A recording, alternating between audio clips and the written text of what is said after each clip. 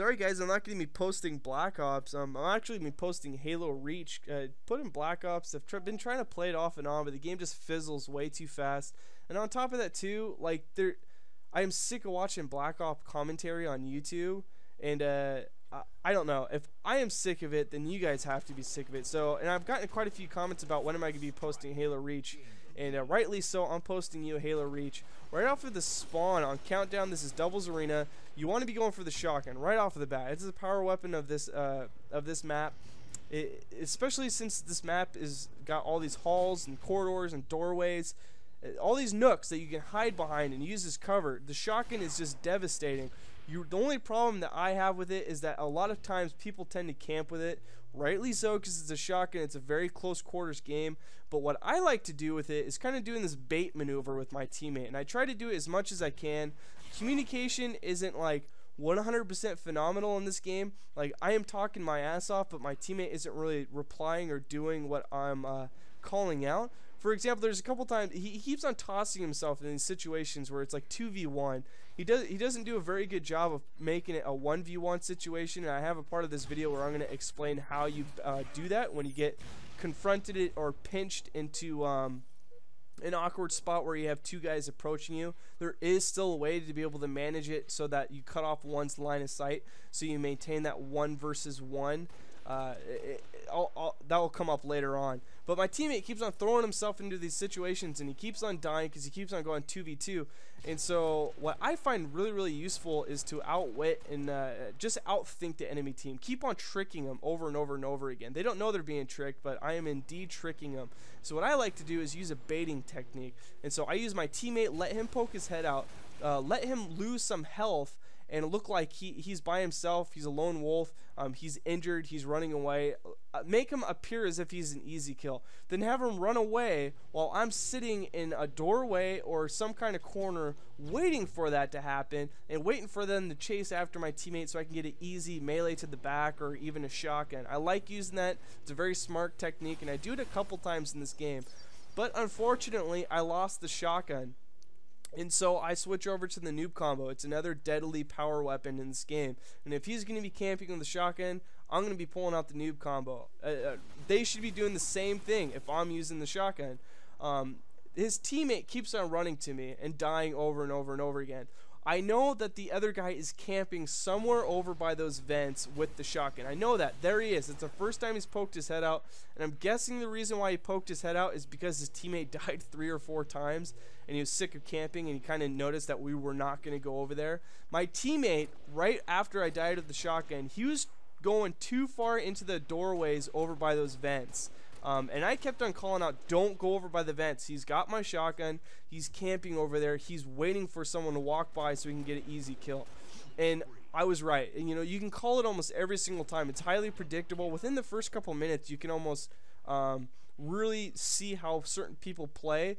And that helps out a lot because it makes it so that I can predict what they're going to do. And, it ended up saving us. You know, if we were foolish enough to like go hunting for that shotgun again and like didn't exhibit any amount of patience at all, we could have easily given him 6 kills. Like, you know, that's just a number off the top of my head. You know, it's the possibility endless for how many kills I could have gave him from him camping over the shotgun waiting for us to go back and try to get that power weapon.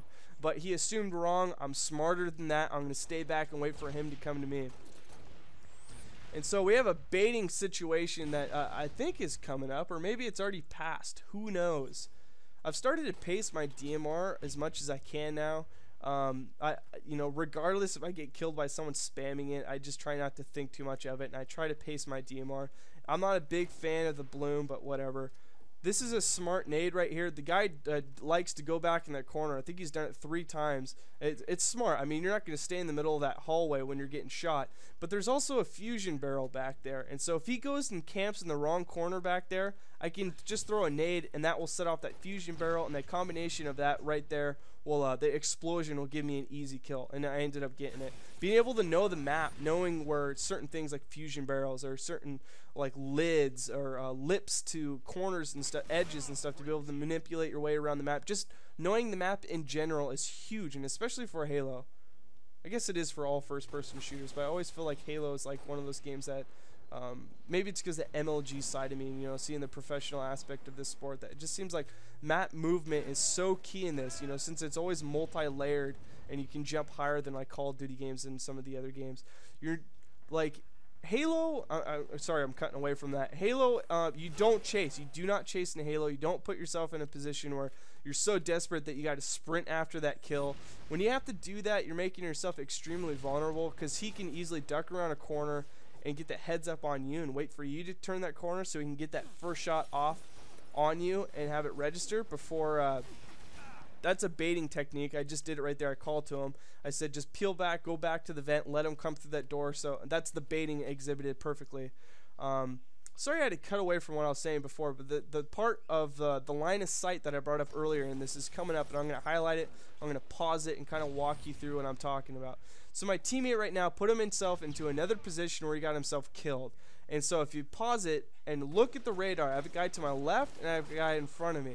I have a room behind me. And so what I'm going to do is, while the guy that just killed my teammate then pushes forward to approach me, I'm going to back up into the room behind me, which cuts off the line of sight to the guy to my left, which makes it so it's a 1v1 and I'm not going to get team shot. And so, and then, you know, I don't know whether or not I got a perfect 5 shot or 6 shot. It doesn't matter. Once I've killed the guy that just killed my teammate, I then pull out my pocketed shotgun and then turn outside that corner to finish off the guy that was trying to pinch me with his teammate. And so here's the play in full run. And it's not something you'd probably notice if I didn't point it out and pause it. You'd just think nothing of it. You just thought it just happened to work out.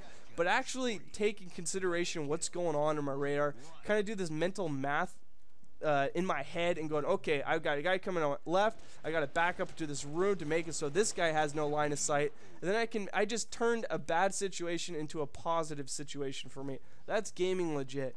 I'm Corsi, love ya, God bless, and I'll see you in upcoming vids. Actually, you know what? Sorry, I'm all over the place with this commentary, it seems like. There's something else I want to talk about that involves gaming legit. It's going to go into black screen, but just keep with me. FightingFalco, that's the gamer tag. FightingFalco, FightingFalco. It's going to be down in the description. Check it out.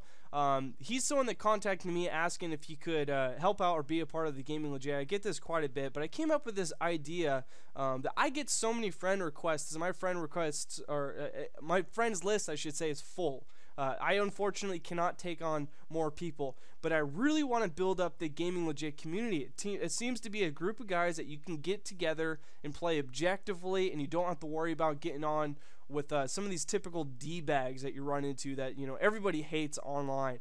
And so I want to provide a community for you guys to be able to go to that are all solid players, or fellow gaming legitters, whatever the heck you guys want to call yourself. You all believe the same thing. You like my videos. We're all supporters of objective gameplay.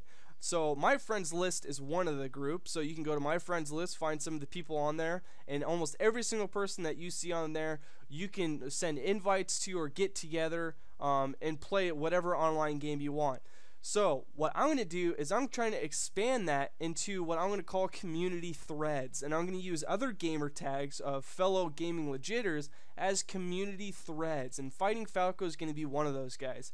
And so what I'm going to do is direct you over to him and start sending him friend requests and just fill up that guy's friends list. And so basically he's going to be a community thread for gaming legit, and every single person that's going to be underneath his gaming legit, or underneath his gamer tag, are all going to be gaming legitters. And so you know, if you go there, that you're going to get to fellow objective competitive gamers that love everything that I talk about, are just positive, awesome, classy guys.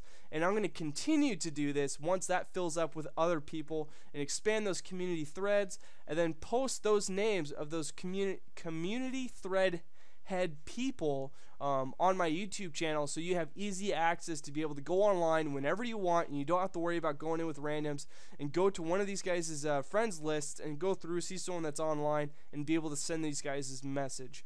So I hope you guys appreciate this. I hope this works out. It seems like it's going to be a positive, really cool thing. Let me know. Leave a comment on the bottom of this video, and I'll see you guys next time.